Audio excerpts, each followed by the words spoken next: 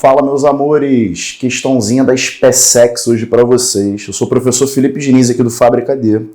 A gente hoje vai fazer algumas questõezinhas, né, desse vestibular, desse concurso, dessa prova maravilhosa que é o SpaceX.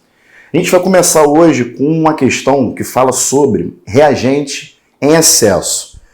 Essa questão, cara, ela vai servir para todo mundo que vai prestar algum tipo de vestibular na área de química, né, naquela parte de discursiva com química, porque essa questão é uma grande revisão na hora da gente analisar os reagentes e produtos formados numa reação de neutralização e também como analisar um reagente em excesso. É uma coisa que geralmente assusta um pouco, porque não é tão comum quanto aquela estequiometria mais básica, tá bom? Então a gente vai dar uma lidinha na questão. A questão fala o seguinte, ó, SpaceX 2019. As reações químicas ocorrem sempre em uma proporção constante, que corresponde ao número de mol indicado pelos coeficientes da equação química. Se uma das substâncias que participa da reação estiver em quantidade maior que a proporção correta, ela não será consumida totalmente. Essa quantidade de substância que não reage é chamada de excesso, tá? O reagente que é consumido totalmente por esse motivo determina o fim da reação e é chamado de reagente limitante. Um analista precisava neutralizar uma certa quantidade de ácido sulfúrico de seu laboratório e tinha hidróxido de sódio à disposição para essa neutralização. Ele realizou a mistura de 245 gramas de ácido sulfúrico com 100 gramas de hidróxido de sódio e verificou que a massa de um dos reagentes não foi completamente consumida nessa reação. Sabendo-se que o reagente limitante foi completamente consumido, a massa do reagente que sobrou como excesso após a reação de neutralização foi de... Ele dá as alternativas. Olha só, gente. Então a gente vai fazer o seguinte, tá? Na questão, primeira coisa que a gente tem que ter em mente, tá? É que eu preciso balancear a minha reação. E como é uma reação de neutralização, basicamente você vai estar trabalhando com um ácido, isso aqui é uma base, eu vou ter que originar o que aqui? Sal e água. Tá, Felipe, mas como é que eu faço isso, tá?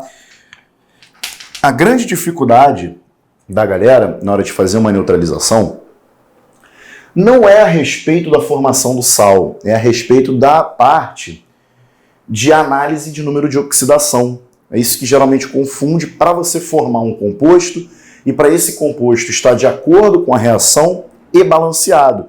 Porque se a gente não faz a reação balanceada, não adianta nada tentar adivinhar quem está em excesso ou quem não está em excesso, que no caso é o limitante, tá bom? Então a primeira coisa que a gente vai fazer é colocar os NOxes, né? O hidrogênio é mais 1, o sulfato é menos 2, o sódio é mais 1 da família 1A, a hidroxila é menos 1. Só que quando a gente faz um sal, forma um sal, se você quiser, para ficar mais fácil, retira a água primeiro. E um macete, gente, é você não escrever H2O. Porque H2O, você não consegue enxergar de onde veio um hidrogênio e o outro hidrogênio. Então, a ideia principal da formação da água é você ter H+, e OH-. Então, a ideia é o seguinte, cara, eu tenho 2 hidrogênios para uma hidroxila. Isso está errado. Então, como que eu faço para balancear, para eu ter a quantidade de água total? Eu venho aqui e coloco o 2 na frente do NaOH, porque agora eu vou ter 2 hidrogênios para 2 hidroxilas. Então, automaticamente falando, eu vou formar o quê? H+, com OH-, só que esse cara o quê? 2 vezes. Gente, isso aqui é a mesma coisa que água, tá? H2O. Agora, vamos lá. Quem é o sal que eu tenho que formar? Tá bom? Sal que eu tenho que formar, ele vai ser oriundo da junção do cátion da base com o ânion do ácido, tá? E aí eu vou juntar aqui, ó, NaSO4, só que tem um detalhezinho. Esse NaSO4, ele não está balanceado, Porque você lembra que o sódio ele é mais 1 e o sulfato é menos 2? Então tem que botar o quê? 1, 2 aqui embaixo. Um macete para você que tem dificuldade, às vezes, em questão de balanceamento, é o seguinte: quando você tiver um número de mols de um lado, do outro lado você vai balancear com o número de átomos, tá? Guarda essa informação. E se for o número de átomos aqui, você balanceia com o número de mols do outro lado, tá bom? Então, olha só. A minha estequiometria, gente, ela tá baseada num cara que tem 2 e num cara que tem 1. Agora, Felipe, olha só. Oi, como é que eu calculo a massa molar? Como é que eu faço a massa molar? Ele já me deu as informações no texto, tá? E a massa molar que eu vou trabalhar vai ser a massa molar do H2SO4 e também do NaOH. Tá, mas vamos lá. Como é que eu calculo a massa? Você vai fazer, gente, um somatório de todos esses carinhas aqui relacionados também ao seu peso atômico. Então, por exemplo, o hidrogênio vale 1, o enxofre vale, no caso, 32 e o oxigênio vale 16. Então você vai fazer 1 vezes 2, mais 32, mais 16 vezes 4, que no caso é 64. Então a massa molar do H2SO4 é de 98 gramas por mol. O NaOH, o Na é 23, o hidrogênio 1 e o oxigênio 16. 17 mais 23 vai dar o quê? 40. Só que como são 2 mols, eu tenho 80 gramas nesse caso. Eu não vou botar para mol, porque 80 gramas é relacionado a 2 mols. Bom, o que você está querendo dizer aqui, Felipe? Olha só. Eu tenho que descobrir qual desses 2 caras é o limitante e qual desses 2 caras está em excesso. Gente, vamos pelo bom senso. Olha só.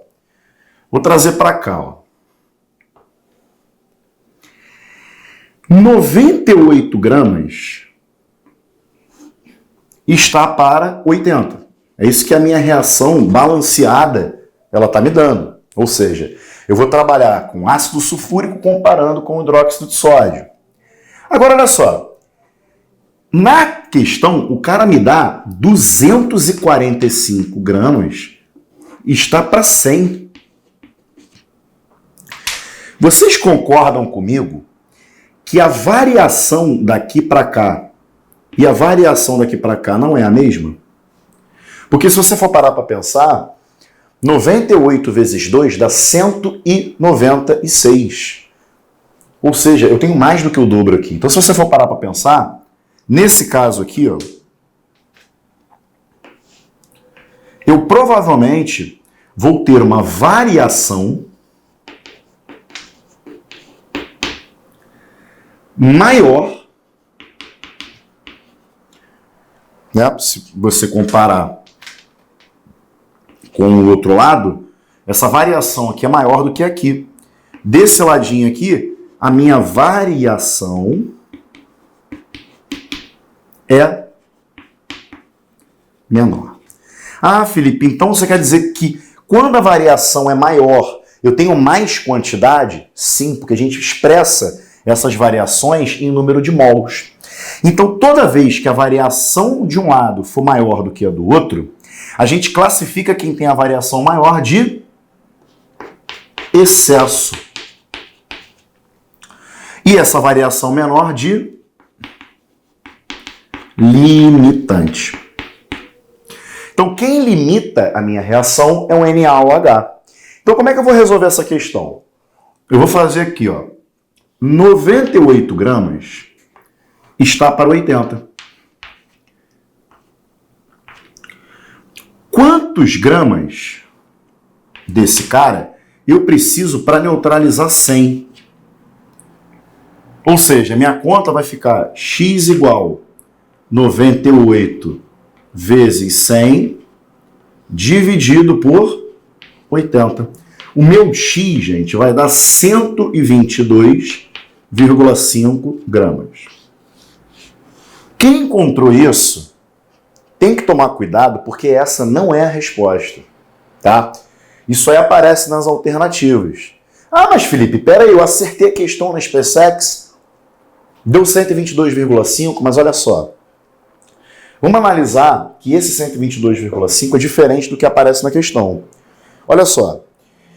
Ele quer a massa do reagente em excesso. Então você vai ter que pegar, para calcular isso aqui, você vai pegar a massa total menos a massa do limitante. Ou seja, aí sim você vai ter o cálculo certo. Vai ser 245 gramas menos 122,5 gramas. Totalizando o quê? 122,5 gramas em excesso. Pô, mas Felipe, eu poderia ter marcado já naquela hora? Poderia, cara. Só que tem um problema. Essa questão é uma questão objetiva. Você acertaria a questão. Se fosse na discursiva e você parasse aqui, esse valor não é esse X aqui, gente. Esse Xzinho aqui, ó, ele não é o cara em excesso, ele é o cara limitante do ácido sulfúrico. Coincidentemente falando, você só teve 50% de rendimento do ácido sulfúrico. Por isso que esse valor aqui, ele é igual ao que está aqui. Então, conceitualmente falando, esse 122,5 não é a mesma coisa que esse. Esse cara aqui é que está em excesso. Não, esse cara aqui é o que é o limitante, na verdade, tá? E esse cara aqui é o que está em excesso. Só que quando você soma os dois, o que limitou e o que sobrou vai dar a massa que a questão me concedeu lá no início. Tá bom? Então essa questão da SpaceX é uma questão boa, porque ela começa falando de uma reação de neutralização, permeia a parte de NOx e balanceamento. Com isso a gente calcula a massa molar e compara uma massa dada com uma outra massa dada. A análise de variação, se essa variação aqui é maior do que a outra, esse cara tem excesso e esse aqui é o limitante. Pega e bota o X no lugar do 245, encontra a massa que você trabalharia aqui, e aí você tira da massa total e encontra quem está em excesso. Tá bom, gente? Então, é a próxima questão.